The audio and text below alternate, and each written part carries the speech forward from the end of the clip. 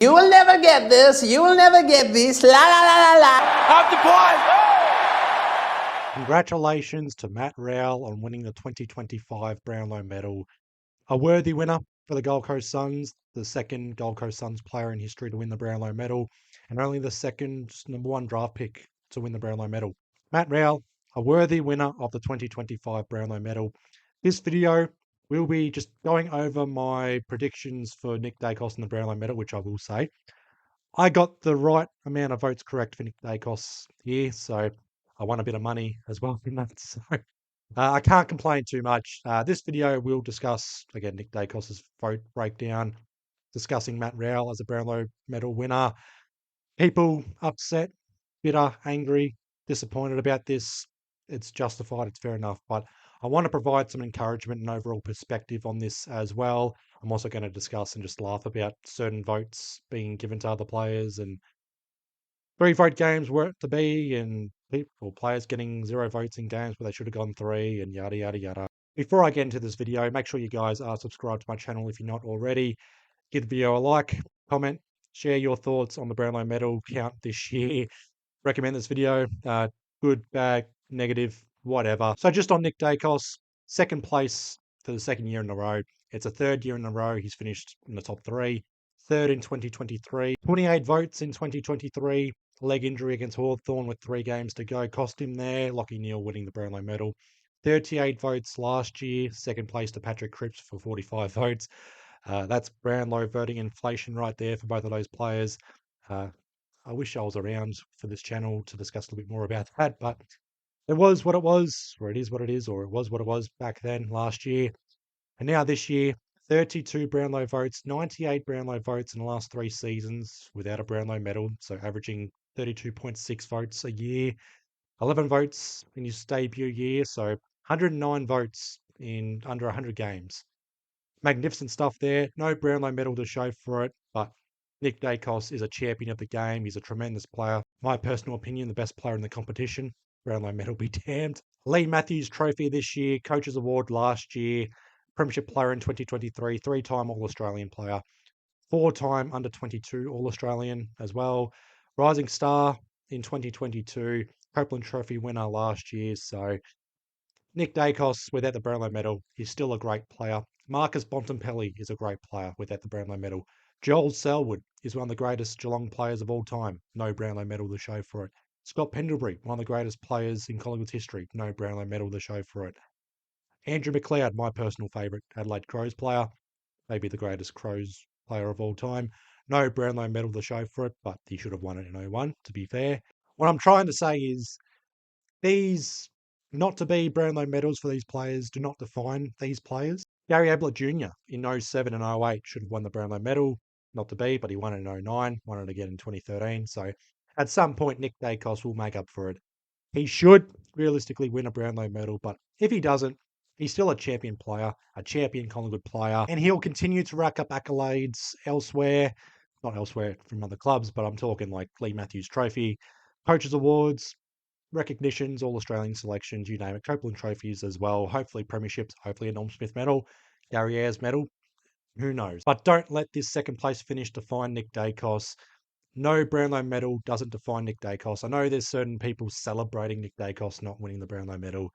I'm not too sure what's up with that. That's worse than Collingwood supporters complaining about this. If you're celebrating Nick Daicos not winning the Brownlow medal yet again, get a life, get a job. But again, Nick Daicos finishing second. Now, I'm going to be looking at my laptop here just to go over the votes and whatnot, what I got right, what I got wrong, anything surprising, anything that was shocking in terms of votes not being counted or not there, you name it. So in terms of Nick Daicos' Brownlow count this year, 0 votes against GWS, no surprise there. 1 vote against Port Adelaide. I said in my prediction video that if he polled a vote here, it would be a good indication of how his Brownlow vote count would go. 1 Brownlow vote here. Dan Houston, 3 votes. I forgot about him in that game. Side bottom 2, so not overly surprised there. 3 votes against Footscray. The 1 and 2 went to Liberatore and Sam Darcy, which I got correct in that one. So 3 father-son players getting votes, all the votes in that game. Nick Daicos for 3 votes there for 39 disposals. 2 votes against Carlton in round 4. Lachie Schultz 3, no surprise there. George Hewitt 1. Now, I'm going to be perfectly honest here. George Hewitt played a better game here compared to Nick Daicos. George Hewitt played a run with roll on Nick Daicos here and looked better as a midfielder compared to Nick Daicos. Nick Daicos had a shocking first half, ended up with 27 disposals, at 55% disposal efficiency, yet still gets 2 Brownlow votes. I don't get it. I don't know why. I'm not sure what the umpires were seeing in that performance there, but 2 Brownlow votes there. I thought to myself, all right, if he's getting votes in this game, then it's going to look tremendous for Nick Daicos. Might be Patrick Cripps-like for Nick Daicos here with the Brownlow voting inflation, but that belongs to Matt Rowell. I'll talk about that a little bit more. But just remaining on Nick Daicos, he got the 3 votes in gathered round against Sydney. He was predicted for 2, so getting 3 there. I did predict myself that Nick Daicos would get 3 in this game. Darcy Moore got 2. I was surprised about that. Isaac Heaney with the 1, not surprised there. So side bottom, Ned Long missing out on votes. 3 votes against Brisbane, no surprise there. Side bottom 2, McStay 1. That was surprising. But that win over Brisbane was the Nick Daicos game, just head and shoulders the best on ground. 1 Brownlow vote in the Anzac Day clash against Essendon. Again, sneaking votes in these sort of games. I thought to myself, all right, in for a good night, possibly winning it.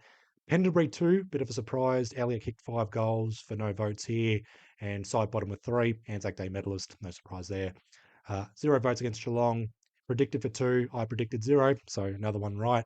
Side bottom getting 1 vote here. Fremantle, 0 votes. Crisp 3, Elliott 2, Bobby Hill 1. Not surprised. I thought maybe Jordan Clark or Brayshaw would have snuck a vote in this game. But Crisp 3, Elliott 2 should not be a surprise. I did see a bit of murmurs and interest in comments about how Elliott was robbed for 3 votes despite kicking 6 goals. But Crisp, best game of his career against Fremantle. Adelaide, 0 votes, but Josh Daicos with 3, Jeremy Howe 2, not surprised there. Jordan Dawson 1. I thought Jordan Dawson would have got 3 Brownlow votes in this game. 2 votes against North Melbourne, Josh Daicos 1, Elliott 3. Elliott kicked 5 goals in this game. It was interesting because Elliott kicks 5 goals against North Melbourne, 3 votes. Jeremy Cameron kicks 11 goals against North Melbourne for 2. So make it make sense there. I thought Ned Long, best game against North Melbourne, but no votes to show for it. The Hawthorn win, 1 vote to Nick Daicos, 2 to Elliott, 3 to side bottom. I think I got that right. Down to a T, 3-2-1. Josh Daicos got the 3 votes against Melbourne. He loves playing against Melbourne, but Nick Daicos was tagged in that game, so 0 votes. And you can see as well, Matt Rowell winning, Nick Daicos shy of 7 votes, but there was a pattern there of a 6-game period to be exact, where he only got 4 votes, 1 vote against Essendon, 0-0-0, 2 against North, 1 against Hawthorn, and also 0 against Melbourne. So to be exact, that's 7 games for 4 votes. So that period there was probably what cost Nick Daicos in the end. He made his charge after the bye, 3 votes against St Kilda. Nasiah got 2. Fair enough there. Josh Daicos with 1. 3 votes against West Coast. I predicted 3, so got that right. No votes to Pendlebury, surprisingly, but Baker with 2. No surprise there. Josh Daicos with 1. 3 votes against Carlton this time around. Elliott 2, Moore 1. A little bit surprising there, but I thought Nick Daicos was head and shoulders best on ground this game. 0 votes against Gold Coast. Matt Rowell 2, Anderson 3. No surprise there. Josh Daicos with 1 for that epic final quarter. 1 vote against Fremantle. Sarong with 2. I was a bit surprised about that. I would have thought both of those players we've swapped around. Patrick Voss, 3 votes for 6 goals. That's fair enough. 3 votes against Richmond. No surprise there. 42 disposals, 3 goals. Josh Daicos with 2 votes, and Jacob Hopper got the 1. And then it was all downhill for the last month of the season for Collingwood players. No votes for Collingwood players against Brisbane or Hawthorn. But Nick Daicos, his final vote count, 3 votes against Adelaide in that loss. 2 to Dawson, 1 to Josh Worrell. Not overly surprised there. In the final game against Melbourne, 1 vote to Jordan De Goey. Gordon Petrarca rounding out the votes there. For Nick Daicos, I predicted 32 votes. He got 32 votes. Some of these games I was spot on, other games not so much. I thought early on this count that he was on track to get 35 plus. Not to be. Matt Rowell, 39 votes. There was at least 11 votes in games where he was not projected to vote in any of them. Round 4, round 7, round 9, round 17, 3, 3, 3, 2. And also just overpolling in games where he was meant to get like 1 or 2, gets the outright 3 votes. Noah Anderson, quite clearly, and as shown last year, he only deals in 3 vote games or nothing. And that was evident in the first half of the vote count. Noah Anderson made his charge after the bye, or in the second half of the season. Surprised about Nasiah not getting enough votes in the second half of the season. 2 votes against Melbourne. What the hell was that all about? And I'll be perfectly honest, I turned it off when Nasiah was given 2 votes against Melbourne. And it's a shame as well. The AFL, social media, everyone's laughing about it, the experts and whatnot.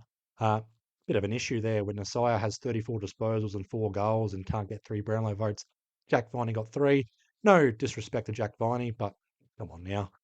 Even Melbourne's social media accounts were making fun of it. So, and that was the same round when Jeremy Cameron was given 2 Brownlow votes for his 11 goals against North Melbourne, even though Bailey Smith was running around doing whatever he wanted in that game. But I'm a bit concerned with the lack of transparency from the umpires and how these votes are given out. Why were these players given 3 Brownlow votes? Why were they the best on ground? And there's a clear disconnect between the umpires voting for these games compared to how the players saw these games in terms of the player votes. Or again, the Lee Matthews Trophy, the Coaches Award. Again, Lee Matthews Trophy was given to Nick Daicos. Bailey Smith and Noah Anderson were tied for the Coaches Award. And not to mention as well, Matt Rowell was given a bench spot in the All Australian squad. Nick Daicos, bench spot as well. But Matt Rowell, again, worthy Brownlow medalist. Is it to be? Is Nick Daicos just going to always be the bridesmaid, never the bride? 98 votes over 3 seasons, 109 votes in his entire career, so more votes than games played. Third place in 2023, second last year, and second this year. I'd have to check the history of players finishing in the top 3 and not winning the Brownlow medal, or just players going on a streak of top 3 finishes and whatnot. And it's a shame as well, because if Nick Daicos won, I'd be on here and saying Nick Daicos can win multiple Brownlow medals, could win 3 Brownlow medals as well. Again, it's not to be.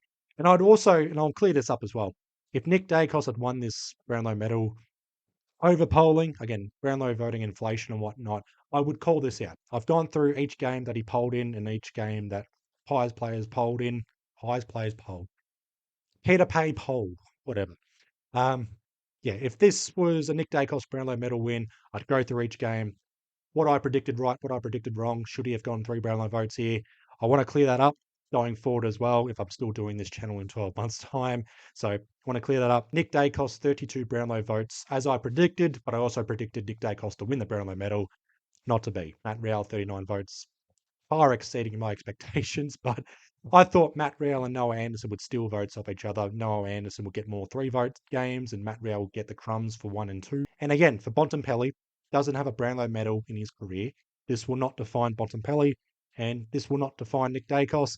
Certainly doesn't define guys like Scott Pendlebury and Joel Selwood and players who have had decent and, I guess, record careers and breakthrough, not breakthrough careers, but like tremendous careers and no Brownlows to show for it. I mean, Tony Lockett and Gary Ablett Sr. have combined for 2,400 goals plus, and neither of those players have a grand final or a premiership to show for it. Tony Lockett's got a Brownlow medal, Coleman medals galore, but no flags to show for it. It doesn't define them. These Brownlow medal or years of not winning a Brownlow medal for Bontempelli, Pendlebury, Selwood, Andrew McLeod, as I mentioned earlier, it doesn't define them. Boomer Harvey, all-time games record if Pendlebury surpasses him next year. It doesn't define Boomer Harvey. Like, he's a tremendous player. He's a legend of the game. So without a Brownlow medal, it doesn't define these players at all. If Nick Daicos goes through his entire career without a Brownlow medal, but he finishes up on 350 plus games and 400 career votes and no Brownlow medal to show for it, it won't define him. It will be looked at clearly like genuine WTF moment, but Nick Daicos is a tremendous player, a champion player, my personal opinion, the best player in the competition. Brownlow medal be damned. And I guess my words of encouragement and just perspective, don't let this Brownlow medal count define certain players. It's the umpire votes. It will be looked at, and people will say, oh, it needs to be an overhaul, there needs to be changes, and you're just upset that Nick Daicos didn't win it, and yada, yada, yada. I don't think there needs to be an overhaul. I don't think there needs to be any drastic changes. I like the 3-2-1 voting system. I do wish, and maybe I wish the umpires were full time and I wish they were given the chance to look at the replays of these games and maybe the stats as well to then make a decision 24, 48 hours later. But that's blasphemy, particularly with like local leagues. And once games are concluded or once games are finished, you need to update the scoreboard or the results online. I just wish the umpires were, I guess consulted or just looking at the overall replays. I'm not too sure what makes these votes tick. Like Cripps 45 votes, Real 39. What are they doing that Nick Daicos isn't doing and what other players aren't doing? What Bontempelli hasn't done? Maybe they're just nice to the umpires. I know Nick Daicos likes to complain about the umpiring decisions and whatnot.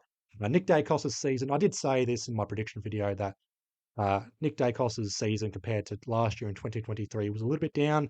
I thought he had a better years in those years. Thought this was the case this year to win the Brownlow, but not to be. Kind of like Dane Swan, had a better year in 2010 and even 2009, wins the Brownlow in 2011. So make sense. But again, this will not define Nick Daicos. He's a champion player, most likely wins the Copeland Trophy, so back-to-back best and fairest at Collingwood. The best and fairest is in early October. I don't know too sure when the exact dates are, but I'll check it out. Just a heads up as well, I'm going to collaborate with Andreas at Black and White United to discuss the season review on his channel. That's all I watch this space. But again, I'll collaborate with him later this week to discuss the season in review. I'll leave you guys all to it. What are your thoughts on the 2025 Brownlow medal count? What are your overall thoughts and perspectives and opinions and whatnot? I'll leave you guys all to it. Hope you guys have a good week. Be well, stay safe, and I'll see you guys in the next one. Up the pies. Up the pies!